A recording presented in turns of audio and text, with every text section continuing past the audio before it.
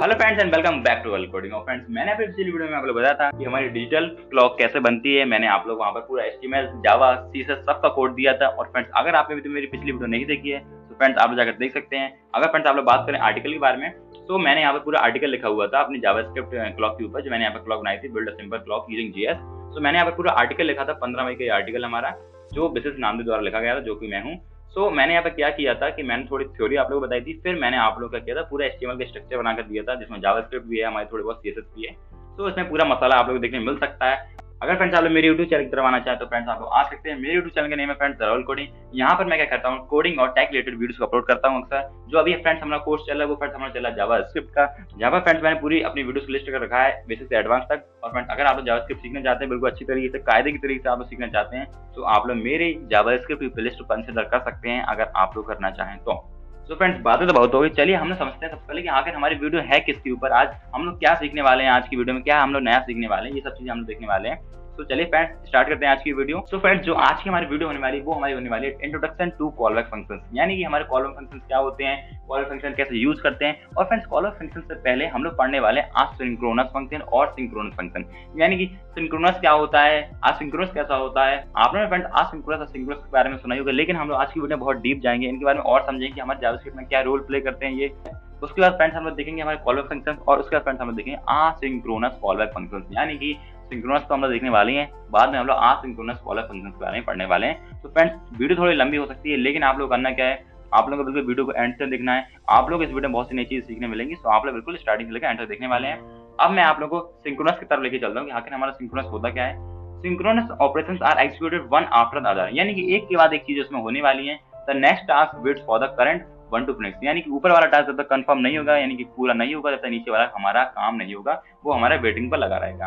यहाँ पर friends example दिया गया है, सबसे पहले लिखा है console.log स्टार्ट, फिर प्रोसेसिंग और हमारा एंड, यानी कि पहले स्टार्ट प्रिंट होगा, प्रोसेस हमारा वेट पर पड़ा रहेगा, फिर प्रोसेस प्रिंट होगा और हमारा एंड वेट पर पड़ा हुआ रहेगा। यानी कि यहाँ पर चीजें एक के बाद एक चीजें प्रिंट होने वाली हैं। मैं आप लोग असिंक्रोनस तरफ लेके जाता हूँ। असिंक्रोनस में होता क्या है, asynchronous operation does not asynchronous operations don't block the execution. The task is started and JavaScript moves on the next task without waiting for the current one to finish. यानी कि asynchronous में क्या होता है कि आप लोगों के टास्क जो होंगे वो आप लोग क्या कर दिए जाएंगे, उनको वेटिंग पर लगा दिया जाएगा। जैसे मैंने आपसे कहा, यहाँ पर मैंने लिखा स्टार्ट, फिर मैंने एक इंटरवल डाला, टाइमर डाला, async टास्क, और मैंने लॉग, और मैंने बाद में एंड को प्रिंट करा है। तो सबसे पहले फ्रेंड्स हमारा स्टार्ट प्रिंट होगा, फिर एंड प्रिंट होगा, और जो फ्रेंड्स हमारा टाइमर है उसको हम लोग पेंडिंग पर डाल देंगे, वेटिंग पर डाल देंगे, और हमारा 2 सेकंड बाद async टास्क प्रिंट होकर आ जाएगा। मैं आप लोगों को बहुत एक छोटे से एग्जांपल समझाने वाला हूँ, और आप लोगों की बुद्धि में ये चीज बैठ भी जाएगी। मैंने आप लोग कहा कि आप लोगों को भूख लगी है, तो भाई आप लोग क्या कर सकते हैं, खाना बना सकते हैं खुद से। आप लोगों का मन है, अगर आप लोग आलसी नहीं तो आप लोग खुद से खाना बना सकते हैं। और दूसरी चीज क्या है फ्रेंड्स, आप लोग के जेब में बहुत पैसा है, तो आप लोग क्या कर सकते हैं, पिज्जा ऑर्डर कर सकते हैं, खाना खुद ऑर्डर कर सकते हैं, और उस ऑर्डर किए गए खाने को खा सकते हैं। मैंने आप लोग से बोला कि आप लोग खाना बना रहे हैं, तो आप लोग खाना बनाएंगे, तो आप लोग क्या करेंगे, सारे काम को छोड़कर अपने स्टेप बाय स्टेप खाने को बनाने की प्रक्रिया को स्टार्ट करेंगे और खाना बनाएंगे। सब्जी बनाएंगे, सब्जी काटेंगे, सब्जी को फ्राई करेंगे, ये सब करने वाले हैं। तो आप लोग क्या करेंगे, अपने सारे काम को छोड़ देंगे। आप लोग पहले क्या फोकस करेंगे, पूरे 1 बाय 1 लाइन के कोड को आप लोग क्या करेंगे, प्रोसेस करेंगे, सब्जी बनाएंगे, काटेंगे, पीटेंगे, जो भी होता है वो सब करेंगे। अगर हम लोग बात करें असिंक्रोनस में क्या होने वाला है, आप लोग पिज्जा ऑर्डर करने वाले हैं, पिज्जा आपने ऑर्डर कर दिया, आप लोग पिज्जा ऑर्डर करने के बाद छोड़ देंगे उसे, जब तक पिज्जा नहीं आ रहा है आप लोग कोई और काम में लग जाएंगे। यानी कि पिज्जा जो ऑर्डर हो गया वो पेंडिंग में पड़ा हुआ है, वो वेटिंग में पड़ा हुआ है, जैसे ही पिज्जा आएगा आप लोग उसे खाना स्टार्ट कर देंगे। लेकिन उसके बीच में जो पिज्जा ऑर्डर कर दिया और जब तक आया नहीं, उस बीच में आप लोग कोई और काम करने वाले हैं। तो फ्रेंड्स, बहुत ही सिंपल सा एग्जांपल मैंने आप लोगों को देने की कोशिश करी है। अब मैं करने के वाला हूँ, आप लोगों को डायरेक्टली इसको VS कोड में समझाता हूँ, फिर आप लोग सामने और आ जाए कि हमारा ये काम आखिर हो कैसे रहा है। फ्रेंड्स, मैं यहाँ पे आ चुका हूँ अपने VS कोड स्टूडियो पर, और फ्रेंड्स ये रहा हमारी पिछली वीडियो कोड, जिसमें मैंने आप लोगों को क्लॉक बनाकर दिखाई हुई थी JS की हेल्प से। तो आप लोग इसको जाकर देख सकते हैं, HTML, CSS, जावास्क्रिप्ट, इसमें तीनों चीजें आप लोगों को देखने में मिल सकती है। आर्टिकल में भी हमारी तीनों चीजें पड़ी हुई हैं, आप लोग जाकर देख सकते हैं। मैंने यहाँ पर एक फाइल बनाई हुई है फ्रेंड्स, जिसका नेम है call-functions.html। यहाँ पर मैं अपने बॉयलर प्लेट को ऐड कर लूंगा HTML की, और मैं यहाँ पर नेम डाल दूंगा अपनी फाइल का कॉल बैक फंक्शन। और फ्रेंड्स यहाँ पर मैं स्क्रिप्ट टैग को लेता हूँ, एंटर प्रेस करता हूँ, और मैं यहाँ पे लिखता हूँ लेट a = prompt प्रॉम्प्ट, और मैंने इसके अंदर लिखा व्हाट इज योर नेम। तो मैं रेप्लिकेट कर लेता हूँ एक बार, और इसमें मैं लिख देता हूँ व्हाट इज योर एज हो गया, और इसको मैं B कर देता हूँ, एक बार और रेप्लिकेट कर लेता हूँ, यहाँ पर मैं C कर देता हूँ, और यहाँ पर मैं कर देता हूँ what is your fav colour. Okay, बाहर आता हूँ, और मैं यहाँ पे लिखता हूँ console.log A plus B plus और C कर देते हैं। मैं रन कराने वाला हूँ अपने इसको। सो फ्रेंड्स मैंने रन कराया और इसमें पूछा व्हाट इज योर नेम, तो मैं डाल दूँ TRC। ओके प्रेस किया। एज पूछ रहा है तो एज मैंने डाल दी यहाँ पर 24। उसके बाद मैं डाल दिया अपने फेवरेट कलर जो है मेरा ऑरेंज। ऑरेंज डालने के बाद मैंने एंटर प्रेस किया। कंसोल पर आता हूँ और आप लोगों को ये तीनों चीज़ें देखने मिल सकती हैं, TRC 24 और ऑरेंज, यानी कि आप लोगों के सामने ये तीनों चीज़ें बहुत ही अच्छे तरीके से प्रिंट होकर आ रही हैं। लेकिन फ्रेंड्स आपने यहाँ पर एक चीज़ नोटिस की होगी कि यहाँ पर हमारी सारी चीज़ें क्या हो रही है, लाइन से चल रही है, यानी कि यहाँ पर हम लोगों ने कोई भी डिले नहीं देगा किसी भी चीज़ का कि हमारा कोई प्रोग्राम रुका हो, कोई कोड हमारा सेक्शन जो है कोड का सेक्शन, कोई कोड के सेक्शन को वेट करना पड़ा हो किसी चीज़ के लिए, अगले वाले के लिए या पहले वाले के लिए। हम लोग यहाँ पर स्टेप बाय स्टेप चीज़ चल रही है, एक के बाद हमारी एक लाइन क्या हो रही है, कॉपी पेस्ट यहाँ पर होती चली जा रही है। इस टाइप से फ्रेंड्स हमारा काम करती हैं सब चीज़ें। अगर फ्रेंड्स आप लोग को और कुछ समझना है तो आप लोग MDM जावास्क्रिप्ट में जाइए, सिंक्रोनस और सिंक्रोनस समझ सकते हैं। अब हम लोग बात करने वाले हैं अपने आसिंक्रोनस के बारे में। तो पहले मैं इसे रन करके देख लेता हूँ कि हम लोगों का ये सही चल रहा है कि नहीं। मैंने यहाँ पे लिखा विशेष नामदेव और मैंने यहाँ पर डाला 24, मैंने यहाँ पर डाला ब्लैक डाल दी, चलिए, और देख सकते हैं विशेष नामदेव 24 ब्लैक। अब फ्रेंड्स हम लोग करने के वाले इसको हटाते हैं और मैं यहाँ पे लिखता हूँ console.log और मैंने यहाँ पे लिखा, इसको हटाता हूँ 0 को, और मैंने यहाँ पे लिखा स्टार्ट, इसको रेप्लिकेट किया, मैंने यहाँ पे लिख दिया एंड, और मैं एंड पर आता हूँ, शिफ्ट एंटर प्रेस करता हूँ और यहाँ पे लिखता हूँ अपना सेट टाइम आउट लिखा मैंने, और यहाँ पर मैं सारी चीज़ों को ब्लैंक छोड़ता हूँ, फंक्शन को हटा देता हूँ, फंक्शन कोई काम का नहीं है अभी फिलहाल हम लोगों के लिए, और मैं कर्ली ब्रेसेस को यहाँ पर एंड करता हूँ और मुझे यहाँ पर एक पैरेंथेसिस को भी एंड करना पड़ेगा। और मैं यहाँ से नीचे आता हूँ और नीचे आने के बाद यहाँ पर मैं लगाता हूँ अपना कॉमा। अगर फ्रेंड्स आपने मेरी वीडियो नहीं देखी सेट इंटरवल और सेट टाइम आउट की तो आप लोग जाकर देख सकते हैं। मैं यहाँ पर 200 डाल देता हूँ, सॉरी 2000 डाल देता हूँ और यहाँ पर मैं लिख देता हूँ console.log और इसके अंदर मैं लिख देता हूँ प्रोसेसिंग लिख दीजिए, या फिर आप लोग आसिंक टास्क जो भी आप लिख रहे हैं आसिंक लिख देता हूँ, आसिंक टास्क। यहाँ पर फ्रेंड्स हम लोग को एरर देखने मिल रहा है, हम लोग क्या एरर देखने मिल रहा है, हम लोग साथ यहाँ पर एरो फंक्शन यूज करना पड़ेगा। अब फ्रेंड्स हम लोग को सही तरीके से काम कर रहा है, हम लोग को एरर भी देखने नहीं मिल रहा है। मैंने रन कराया और हम लोगों को ये सब पूछ रहा है, इसको हटाता हूँ, रिफ्रेश किया फ्रेंड्स मैंने, और देखिए स्टार्ट एंड और प्रोसेसिंग देखिए फ्रेंड्स हम लोग को यहाँ पर देखने मिल रहा है। आसिंक टास्क हुआ बेसिकली, मैंने यहाँ पर स्पेलिंग गलत लिख दिया है, तो मैं यहाँ पर सी को ऐड करता हूँ और अपनी एक बार रिफ्रेश कर लेता हूँ। एक बार रिफ्रेश किया मैंने, स्टार्ट हम लोग का प्रिंट हो गया, एंड प्रिंट हो गया, और हम लोग का प्रोसेसिंग आसिंक टास्क क्या हुआ बाद में प्रिंट हुआ। सो आप लोगों को फ्रेंड्स एक चीज देखने यहाँ से मिल रही होगी, पहले हमने स्टार्ट को प्रिंट किया, सॉरी कंसोल किया था, उसके बाद मैंने यहाँ पर टाइम आउट लगाया और उसके बाद फ्रेंड्स मैंने क्या किया console.log किया। लेकिन उसने क्या किया, स्टार्ट को प्रिंट किया पहले, फिर एंड को हम लोग के लिए प्रिंट किया कंसोल पर, और उसके बाद उसने 2 सेकंड को वेट लिया और यहाँ पर प्रोसेसिंग आसिंक टास्क को यहाँ पर उसने प्रिंट करके दिखाया है। यहाँ पर फ्रेंड्स मैं दोबारा रिफ्रेश करता हूँ एक बार, तो स्टार्ट प्रिंट हो गया, एंड प्रिंट हो गया, और 2 सेकंड बाद हम लोग का ये देखने मिल रहा है। तो फ्रेंड्स हमारा आसिंक क्या करता है, कुछ हमारे फंक्शंस हो जैसे कि सेट इंटरवल है, सेट टाइम आउट है, इनको वेट करवाता है। वेट कराने के बाद हमारा ये नहीं कि रोक देता है चीजें, वो रोकता नहीं चीजें, वो आगे वाली लाइन को एग्जीक्यूट करवाता है और हमारे उस काम को जब 2 सेकंड हो जाते हैं 30 सेकंड उसको भी प्रिंट करके हम लोग को दे देता है। सो फ्रेंड्स आप लोग यहाँ पर एक बहुत ही बेसिक डिफरेंस याद करना है, सिंक्रोनस हम लोग का लाइन बाय लाइन चलता है, वो हम लोग कोई वेट नहीं कराता है, जब तक ऊपर लाइन कंप्लीट नहीं हुई जब तक नीचे वाली लाइन पे वो आएगा नहीं। और हमारा आसिंक्रोनस क्या करता है, ऊपर वाली लाइन कंप्लीट होने में अगर पेंडिंग है, वेटिंग करा रहा है, सेट इंटरवल है, सेट टाइम आउट या फिर कोई और फंक्शन है, जब तक वो रुकेगा नहीं, वो नेक्स्ट लाइन पर काम करने लगेगा, हमारा नेक्स्ट लाइन को प्रिंट कर देगा, एग्जीक्यूट कर देगा। सो फ्रेंड्स अब हम लोग बढ़ते हैं अपने कॉल बैक फंक्शन की तरफ। और फ्रेंड्स ये हमारी पूरी थ्योरी, अगर आप थ्योरी वगैरह पढ़ना चाहें तो हम लोग पढ़ सकते हैं, बहुत ही अच्छी तरीके से मैंने पूरी थ्योरी लिखी है। अब फ्रेंड्स हम लोग बात करने वाले कि हमारे कॉल बैक फंक्शन आकर होते क्या है।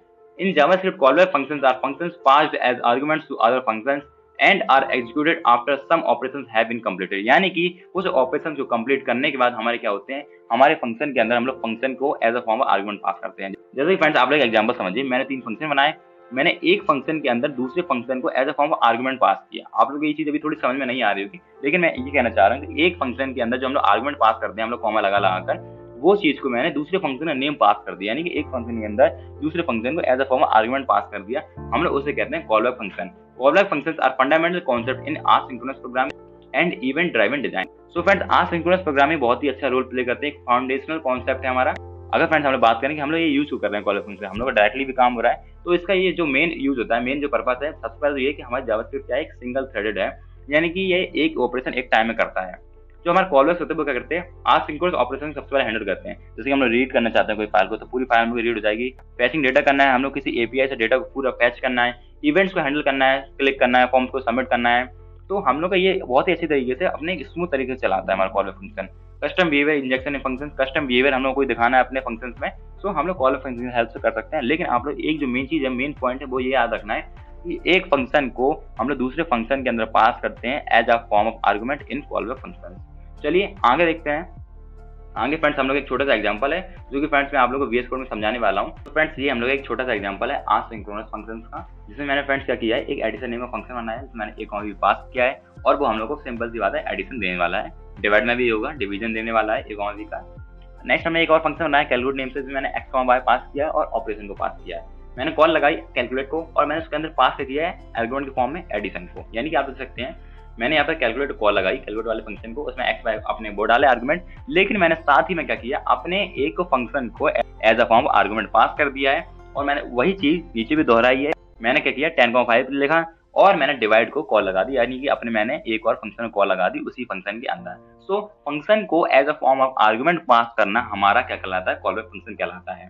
क्या किया मैंने यहाँ पर, add and divide are regular function, ये हमारे क्या है रेगुलर फंक्शन है। Calculate takes another function operation as a argument that's a callback. जो फ्रेंड्स हमारे यहाँ पर ऑपरेशन है वो क्या है, हमारे कॉल बैक है। When you calculate 10,5,8 when you calculate 10,5,8 you are passing add as callback. So आप लोग क्या कर रहे हैं, ऐड को एज अ कॉल बैक पास कर रहे हैं। तो मैं आशा करता हूँ फ्रेंड्स आप लोगों को एग्जांपल समझ में आएगा, लेकिन कोई बात नहीं, मैं आप लोग VS कोड में भी समझाने वाला हूँ उसी तरीके से। मैं आप लोगों को यहाँ पर छोटा सा ओवरव्यू देने वाला था, मैं अपने VS कोड में चलता हूँ। सो मैं इसको क्लीन करता हूँ। सबसे पहले मैं यहाँ पे लिखता हूँ फंक्शन ऐड, एक भी पास कर देते हैं उसके अंदर, एक भी बाहर आता हूँ, नीचे आता हूँ, सॉरी रिटर्न लिखता हूँ। रिटर्न करना है मेरे को a+b, कोई दिक्कत नहीं, इसको कॉपी कर लेता हूँ एक बार और मैं इसको पेस्ट कर दूंगा बाद में। Ctrl+C किया मैंने, Ctrl+V किया और एक बार Ctrl+V कर लेता हूँ। सो मैं यहाँ पे करता हूँ अपना डिवाइड और मैं यहाँ पे लिख देता हूँ अपना डिवीजन वाला ऑपरेशन और मैं यहाँ पे लिखता हूँ कैलकुलेट, CLCULT, कैलकुलेट हो जाएगा हमारा। और इसके अंदर मैं एक और कॉल बैक फंक्शन को प्रोवाइड करता हूँ, सो वो हमारा रहेगा ऑपरेशन। और इस ऑपरेशन के अंदर फ्रेंड्स हम लोग करना क्या है, ऑपरेशन, और इसके अंदर पास कर दूंगा x, y। नीचे आता हूँ और अपने फंक्शन कॉल लगाता हूँ। सो हम लोग को पहले कंसोल करना होगा क्योंकि हम रिटर्न करा रहे हैं अपनी चीजें, console.log बना। फ्रेंड्स आप लोग डायरेक्टली यहाँ पर क्या कर सकते हैं, कंसोल कर सकते हैं। मैं यहाँ पर रिटर्न कर रहा हूँ, मैं इसके अंदर लिखने वाला हूँ ऐड, मैं इसके अंदर लिखने वाला हूँ कैलकुलेट और मैं इसके अंदर पास कर दूंगा 10,5, ऐड और इसको रेप्लिकेट कर लेता हूँ इसको एक बार और इसके अंदर लिखता हूँ मैं अपना डिवाइड लिखा, रन कराता हूँ। सो यहाँ पे लिख के x इज नॉट डिफाइंड क्यों बता रहा है। सो फ्रेंड्स मैंने यहाँ पे गलती कर दी, मैंने को यहाँ पर चेंज करना था, वो फंक्शन में हम लोग कॉपी पेस्ट कर रहे थे जिस वजह से हम लोग चेंज नहीं हो पाया। आप लोगों को सही तरीके से काम कर रहा होगा। देखिए फ्रेंड्स हम लोग 15 और 2 यहाँ पर देखने मिल रहा है। सो मैंने क्या किया फ्रेंड्स, यहाँ पर कैलकुलेट के अंदर एक और फंक्शन को as a form argument pass किया है और वो फ्रेंड्स हम लोग क्या रहा है, वो हमारे एक टाइप का कॉल बैक फंक्शन की तरह पास हो रहा है। सो कॉल बैक फंक्शन वही फंक्शन होता है जिसमें हम लोग एक फंक्शन के अंदर दूसरे फंक्शन को as a form argument pass करते हैं।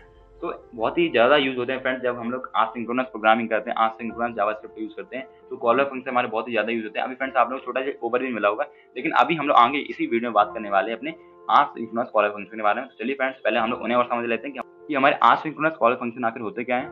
So, asynchronous call back function is a function that is passed as an argument to another function, executes after some kind of asynchronous operation। यानी कि कुछ asynchronous operation के बाद वो हमारा क्या होता है, एग्जीक्यूट होता है। जैसे नेटवर्क रिक्वेस्ट होता है, हमारा टाइमर होता है, जब हम लोग टाइमर कंप्लीट हो सकता है। नेटवर्क रिक्वेस्ट, हमने किसी नेटवर्क को रिक्वेस्ट भेजी, जब वो रिक्वेस्ट कंप्लीट हो जाएगी, एक्सेप्ट हो जाएगी रिक्वेस्ट, तब हम लोग काम करें आगे। इस टाइप से हम लोग काम करता है। In JavaScript asynchronous callbacks let you delay the execution of code until a task finishes without freezing or blocking the whole program। यानी पूरे प्रोग्राम को रोकने की वजह वो क्या करता है, उस कोड सेक्शन को ओनली फ्रीज करता है।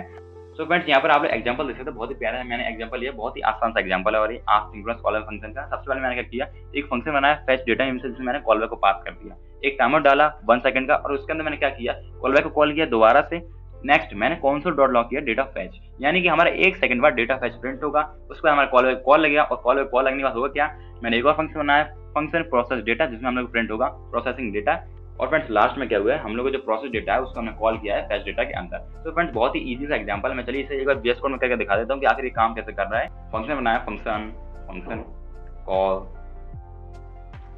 फैच डेटा नेम से फंक्शन आया, इसके अंदर मैं कॉल बैक को पास करता हूँ, कॉल बैक को पास किया और मैं कॉल बैक आप लोग कुछ भी ले सकते हैं। कॉल बैक बेसिकली यहाँ पर मुझे लग रहा है कोई कीवर्ड है जो कि फ्रेंड्स एक रिजर्व्ड वर्ड होते हैं। सो मैं इसके अंदर टाइम आउट डालता हूँ, सेट टाइम आउट, फंक्शन लिखता हूँ, सॉरी फंक्शन लिखा मैंने अपना, और मैं इसके नीचे आता हूँ और अपनी पैरेंथेसिस को एंड कर लेता हूँ। इसके अंदर मैं टाइम डाल देता हूँ 2 सेकंड लगा देता हूँ मैं, चलिए, और इस फंक्शन को बैठा देता हूँ और यहाँ पर एरो फंक्शन जरूर लगा लेना क्योंकि मैं पिछले वाले कोड में भूल गया था अपना एरो फंक्शन।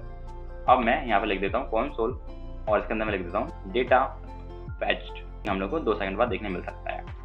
बाहर आऊँगा और अपने कॉल बैक को दोबारा कॉल करूँगा और मैं फ्रेंड्स यहाँ पे कर्ली ब्रेसेस को भूल रहा था, मैंने इसको भी लगा दिया। अब मैं फेच डेटा फंक्शन से बाहर आता हूँ और मैं यहाँ पे लिखता हूँ फंक्शन के अंदर मैं लिखता हूँ प्रोसेस डेटा, एक नेम से फंक्शन बनाता हूँ जिसके अंदर होगा क्या फ्रेंड्स, हम लोग के कुछ आर्गुमेंट तो पास किया जाना है नहीं। इसके अंदर बाहर आता हूँ और इसमें लिखता हूँ console dot leg data processed.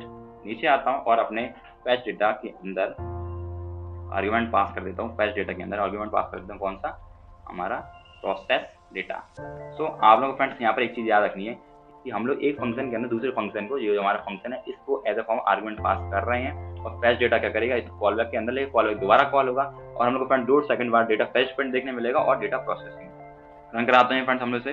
सो मैंने इसे रन कराया, डेटा फैच हम लोग कुछ नहीं प्रिंट हो रहा है, 2 सेकंड हो चुके हैं, डेटा फैच और डेटा प्रोसेस हम लोग को दोनों चीज़ें देखने मिल रही हैं। सो फ्रेंड्स यहाँ पर मैंने आप लोगों को बताया कि हम लोग 2 सेकंड का वेट कर रहे हैं यहाँ पर, उसके बाद हम लोग के लिए चीज़ें प्रिंट होकर आ रही हैं। सबसे पहले मैंने क्या किया, फैच डेटा के अंदर कॉल बैक को किया, कॉल बैक को पास किया एज अ फॉर्म आर्गुमेंट, फिर मैंने एक टाइम आउट को अपना लगाया जो कि 2 सेकंड बाद हम लोग रन हो रहा है और उसके बाद हम लोग को डेटा फैच प्रिंट होकर आएगा। देन मैंने क्या किया, उसी कॉल बैक को दोबारा से अपने उस फैच डेटा के अंदर पास किया जो कि हमारा प्रोसेस डेटा, हमारा एक फंक्शन है, उसको हम लोग as a form argument pass कर रहे हैं। जैसे आप देख सकते हैं मैंने यहाँ पर एक फंक्शन बनाया और उसको मैं as a form argument pass कर रहा हूँ फैच डेटा के अंदर। सो फ्रेंड्स मैं आशा करता हूँ कि आप लोगों को सिंक्रोनस, आसिंक्रोनस, कॉल बैक फंक्शन, ये सब चीज़ समझ में आई होंगी। सो फ्रेंड्स ये थी आज की हमारी वीडियो पसंद है वीडियो को लाइक करें, चैनल को सब्सक्राइब करें। और फ्रेंड्स ये जो हमारी वीडियो थी वो बिल्कुल स्टार्टिंग थी, इंट्रोडक्शन था कॉल बैक का। जो फ्रेंड्स हमें आगे आने वाली वीडियो रहेंगे उनके अंदर हम और डीप जाएंगे, कॉल बैक को और अच्छी तरीके समझेंगे। सो फ्रेंड्स मिलते हैं अपने नेक्स्ट वीडियो में, जब तक लेट्स कोड।